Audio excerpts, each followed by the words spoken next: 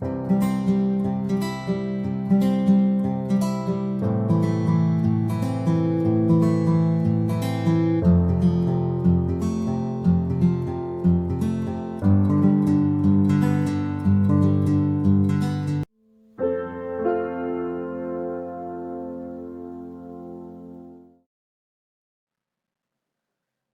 To study blog में आप सभी का स्वागत है। आज हम सिविक्स का चैप्टर 4 पढ़ने जा रहे हैं जिसका नाम है लोकतंत्र यानी कि डेमोक्रेसी। इससे पहले 3 अध्याय को हमने पढ़ लिया है जिसकी वीडियो आपको प्लेलिस्ट में मिल जाएगी। यहाँ आई बटन पर भी आप प्रेस करके उस वीडियो पर जा सकते हैं। तो चलिए इस अध्याय को पढ़ना शुरू करते हैं, जानते हैं लोकतंत्र यानी कि डेमोक्रेसी के बारे में। तो आइए जानते हैं लोकतंत्र क्या होता है। लोकतंत्र एक ऐसी राजनीतिक प्रणाली तथा शासन पद्धति है जिसमें सरकार जनता की होती है तथा उसके प्रति उत्तरदायी भी होती है। डेमोक्रेसी शब्द डेमोस तथा क्रेशिया से मिलकर बना है जिसका शाब्दिक अर्थ होता है जनता का शासन, यानी कि लोकतंत्र का मतलब क्या होता है, लोगों का शासन।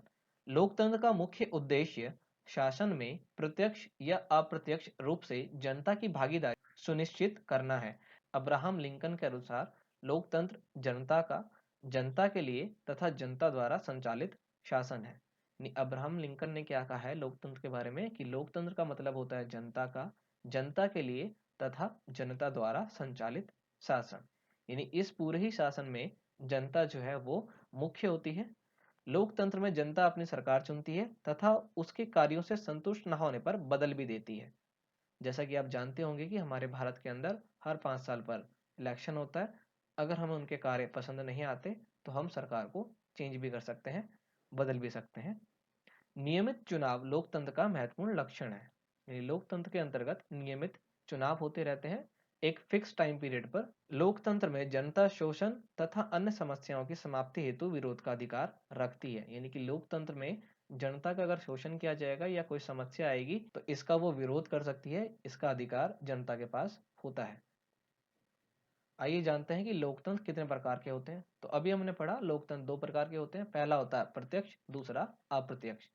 प्रत्यक्ष लोकतंत्र डायरेक्ट डेमोक्रेसी, इसमें जनता की सरकार के निर्णय निर्माण प्रक्रिया में प्रत्यक्ष भागीदारी होती है। स्विट्जरलैंड इसका दुर्लभ उदाहरण है। यानी कि स्विट्जरलैंड के अंदर डेमोक्रेसी तो है पर किस प्रकार की है, डायरेक्ट डेमोक्रेसी है। यानी यहाँ पर जब सरकार कोई निर्णय लेती है, यानी कोई भी प्रक्रिया से गुजरती है निर्णय लेने की, जनता जो है प्रत्यक्ष रूप से उस प्रक्रिया में भाग लेते हैं। दूसरा जो टाइप है वो अप्रत्यक्ष लोकतंत्र यानी इनडायरेक्ट डेमोक्रेसी। इसमें जनता अपने प्रतिनिधियों का चुनाव करती है, यानी वोट दिया जाता है इसके अंतर्गत, जो सरकार की निर्णय निर्माण प्रक्रिया में भाग लेते हैं। यह सरकार का सबसे सामान्य प्रारूप है जिसको यूएसए, कनाडा, ब्रिटेन, भारत आदि में देखा जा सकता है। यानी कि ज्यादातर डेमोक्रेटिक कंट्री जो है वो अप्रत्यक्ष लोकतंत्र के ऊपर ही है, जहां पर जनता जो है अप्रत्यक्ष रूप से निर्णय निर्माण प्रक्रिया में भाग लेती है। तो यहाँ तक हमने पढ़ लिया लोकतंत्र के बारे में और लोकतंत्र के प्रकार के बारे में। समानता यानी इक्वालिटी लोकतंत्र की महत्वपूर्ण विशेषता है। यानी प्रत्येक व्यक्ति जो है वो समान होगा उस देश का। ये लोकतंत्र का एक बहुत ही महत्वपूर्ण अंग है जो इसके कार्यों के सभी आयामों को प्रभावित करती है।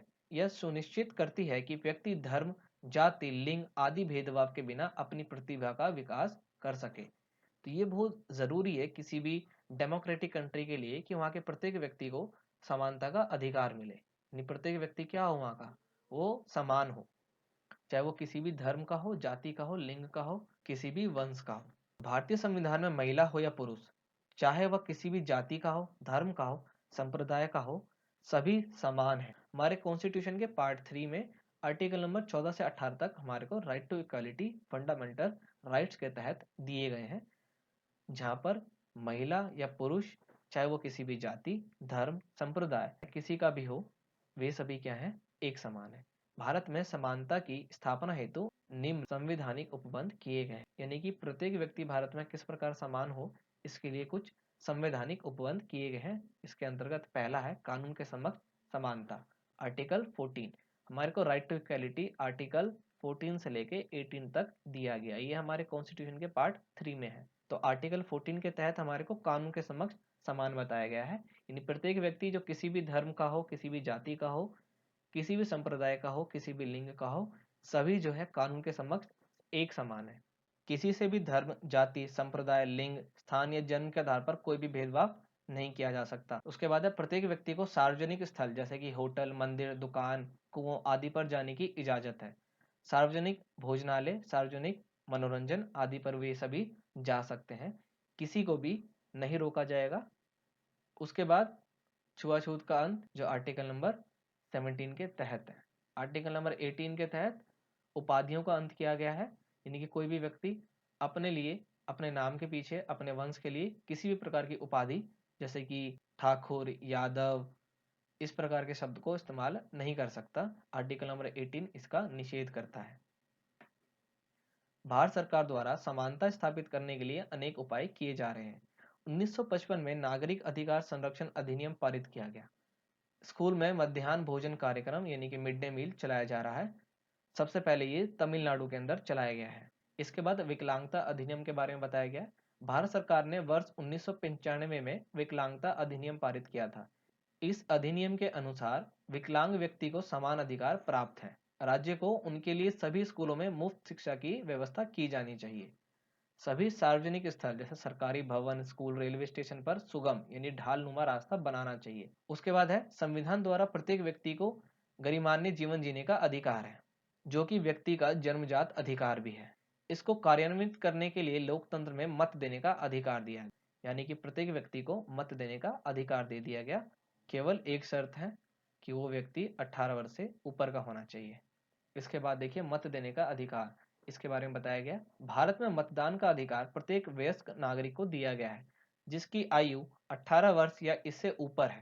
यानी भारत के प्रत्येक व्यक्ति जिनकी आयु 18 वर्ष या इससे ऊपर है, वे सभी अपना वोटर आईडी कार्ड बनवा सकते हैं और वोट दे सकते हैं, यानी कि वे सभी अपने प्रतिनिधि को चुन सकते हैं। मतदान के माध्यम से जनता अपनी पसंद की सरकार चुनती है। भारत में मतदान के अधिकार के प्रति महिलाओं एवं पुरुषों के प्रति किसी भी प्रकार का भेदभाव नहीं अपनाया जाता।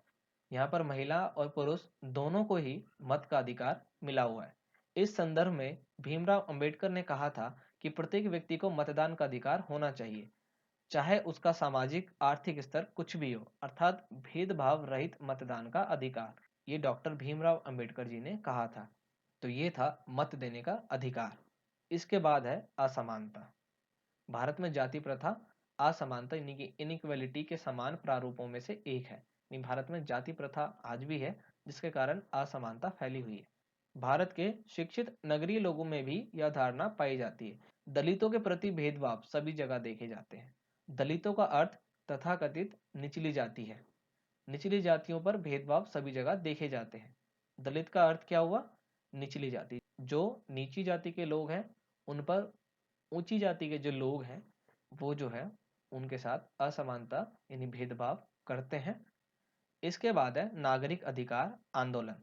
नागरिक अधिकार अधिनियम 1964 नस्ल, धर्म, जन्म स्थान के आधार पर भेदभाव को रोकता है। यानी नागरिक अधिकार अधिनियम जो 1964 का है, इसके अंतर्गत किसी भी व्यक्ति को उसके नस्ल, धर्म, उसके धर्म या जन्म स्थान के आधार पर भेदभाव नहीं किया जा सकता। इसके अनुसार देश का प्रत्येक व्यक्ति, चाहे वह अफ्रीकन हो या अमेरिकन, सभी से समान रूप से बर्ताव किया जाएगा।